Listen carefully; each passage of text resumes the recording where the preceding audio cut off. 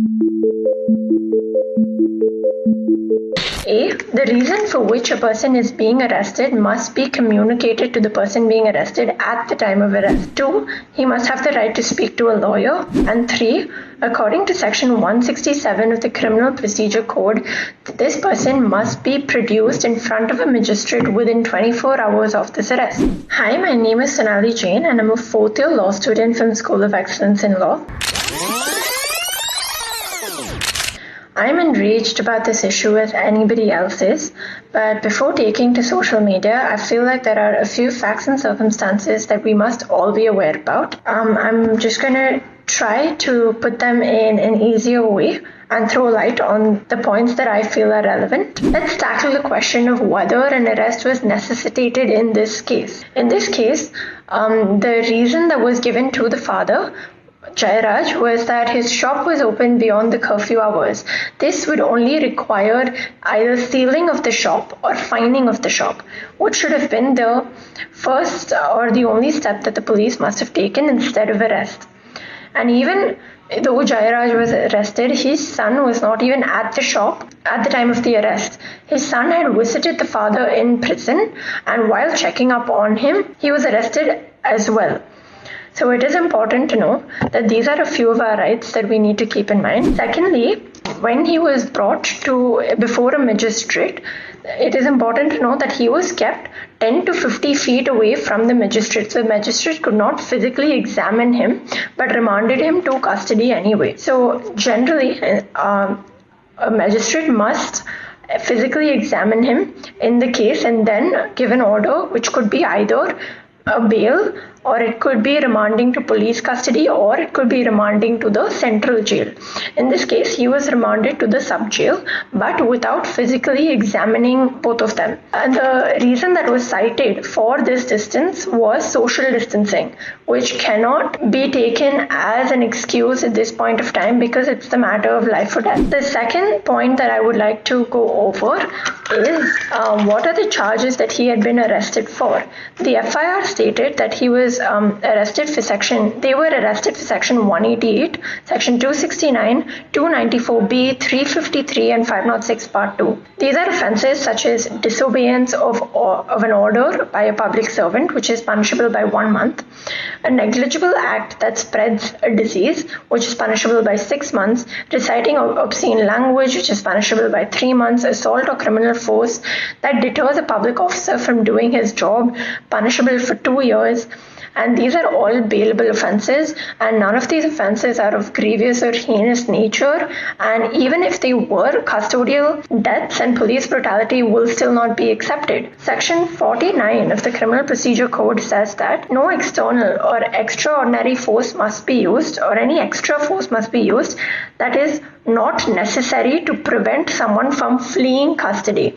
In this case, they were not trying to escape custody. So any unnecessary force that was used was above and beyond the powers that have been conferred on these police officers by any statute of law. Thirdly, I would like to speak about how all of us have taken to social media and we're sending mass emails to important people in the government and important personnel in the government demanding for action and demanding for justice. And I understand that the intention of it is good, but we need to recognize that the email that we are sending demands for justice or demands for action which has already been taken. The Madurai bench of the Madras High Court has taken suo motu cognizance of the case. Suo motu means by itself without a complaint being filed.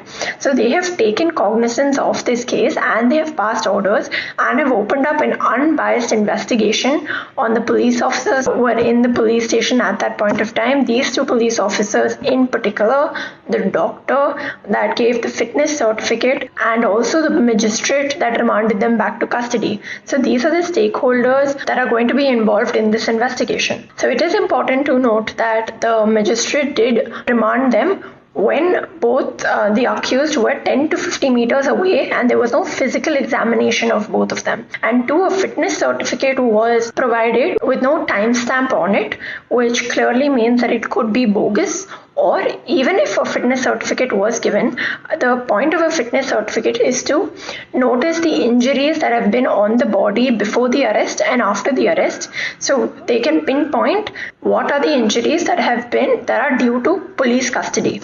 In this case, it is clear and obvious that the police went overboard and that this medical certificate, this fitness certificate is fake and it's been done by police extortion or threatening the doctor, which is unacceptable. The last point that I would like to make is that we are asking for action that has already been taken. Instead, we can edit these emails and ask for something that will actually be of value, which is one, in 2006, the Supreme Court delivered a historic order where every state should have a police complaint authority that must be established to lodge misdemeanors committed by these police officers, which only a few states have established. So we can demand our state governments to establish this authority.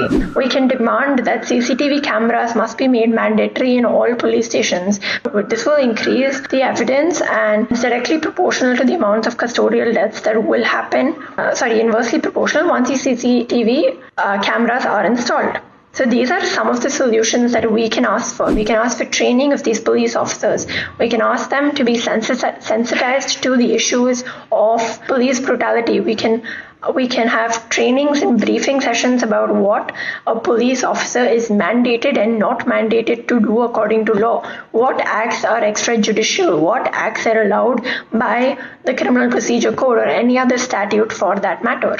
We can demand that our government signs the United Nations Convention against torture and inhuman treatment. We are one of the 9 countries that have not signed this convention yet. This is something we can demand for every custodial death is a reminder that we should. Lastly, that I would really like to highlight is that we are all saying suspension is not the right punishment, but it is important to know that suspension is only the first step after the investigation. Once these police officers are convicted of the crimes such as Section 302 for murder, Section 506 Part 2 for criminal intimidation and Section 120B for criminal conspiracy, they will be punished according to the Indian Penal Code. They will be imprisoned for 7 years or more or even life. These are the punishments that will be levied upon them once the trial is conducted and they are convicted of these crimes. Suspension is just a temporary thing that has been taken until the trial is over or until the investigation is completed. So we need to understand that the things that we are asking for through social media are things that have already been given to us. We have an unbiased investigation. We do have the judicial system that is taking this up, that have asked for an investigation with post-mortem reports, CCTV footage, with medical reports, with statements from every eyewitness. So steps have been taken. So when we do take to social media, we need to recognize what we are asking for. Let's know the facts and circumstances before we do something. And I hope that we keep fighting the good fight. And this is not a fight just for these two. This is a fight for all of those cases that have not been given the media attention that they deserve. There are hundreds and thousands of cases. This is the only one that has gotten the media attention. So let's use this as a stepping stone and let's keep fighting for what is right.